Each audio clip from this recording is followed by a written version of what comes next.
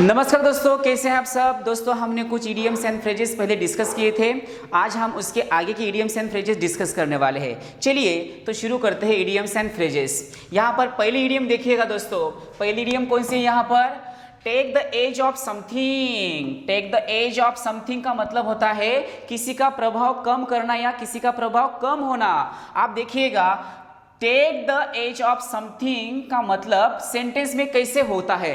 अब यहां पर एक एग्जांपल हमने दिया है, her apology took the edge off his anger. तो यहां पर टेक का क्या किया हमने? टूक लिया है, इसलिए टेक से क्या बना है? टेक, टूक एंड टेकन, इसलिए took the edge of his anger. इसका मतलब ये हुआ कि उसकी जो एपोलॉजी थी उससे उसका एंगर या उसके गुस्से का जो प्रभाव था वो कम हुआ है, ऐसे उसका मीनिंग होता है।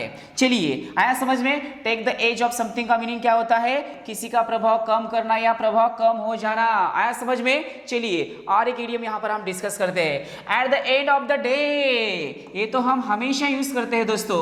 Eight the end of the day का मतलब होता है आखिरकार या आखिर में। अब ये सेंटेंस में कैसे यूज होता है देखिएगा दोस्तों।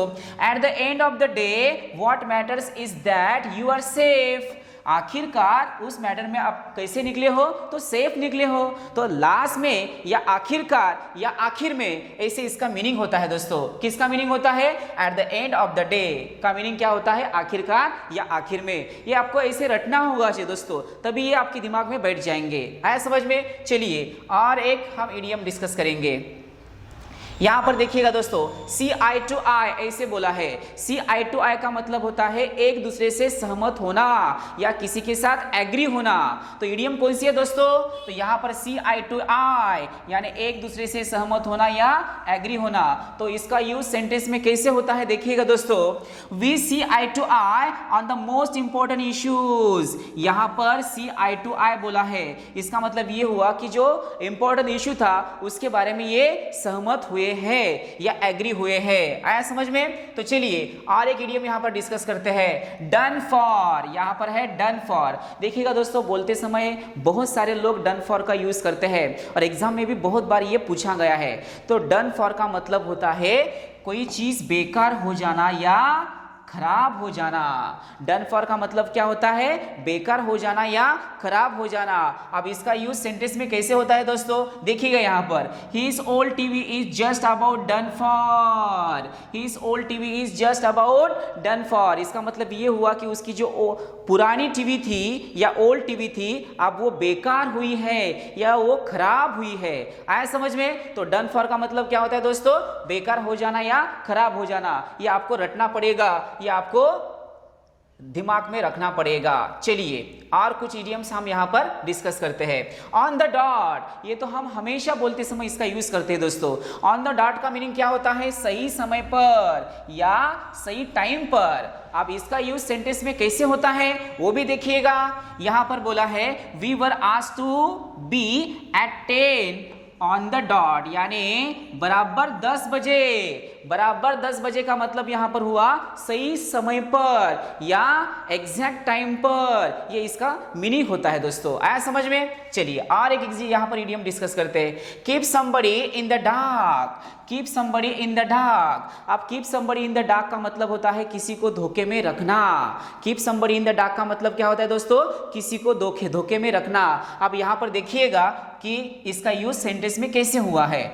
She kept me in the dark about her plan. She kept me in the dark about her plan. तो उसने मुझे उसके प्लान के बारे में धोखे में रखा है, ऐसा उसका मीनिंग निकलता है दोस्तों। आया समझ में? तो keep somebody in the dark का मतलब क्या होता है? किसी को धोखे में रखना। तो चलिए दोस्तों एक बार फिर से इन सब के मीनिंग में आपको बताता हूं, आपको रटना पड़ेगा मेरे साथ साथ। चलिए पहला कौन सा था? पहला इडियम कौन सी थी? Take the edge of somebody something. इसका मतलब क्या हुआ दोस्तों? तो इसका मीनिंग होता है किसी का प्रभाव कम करना या प्रभाव कम हो जाना। दूसरी इडियम कौन सी देखी थी? Eight the end of the day. इसका मतलब होता है आखिरकार या आखिर में। आया समझ में? मेरे साथ रटिए दोस्तों, आपको ये बराबर ध्यान में बैठेंगे। अब इसके बाद हमने क्या देखा था दोस्तों, सी eye to I. C eye to आई का मतलब क्या होता है, एक दूसरे से सहमत होना या एक दूसरे से एग्री होना। आया समझ में। चलिए दूसरी और एक हमने यहाँ पर इडियम डिस्कस की थी, डन फॉर। डन फॉर का मतलब होता है बेकार हो जाना या खराब हो जाना।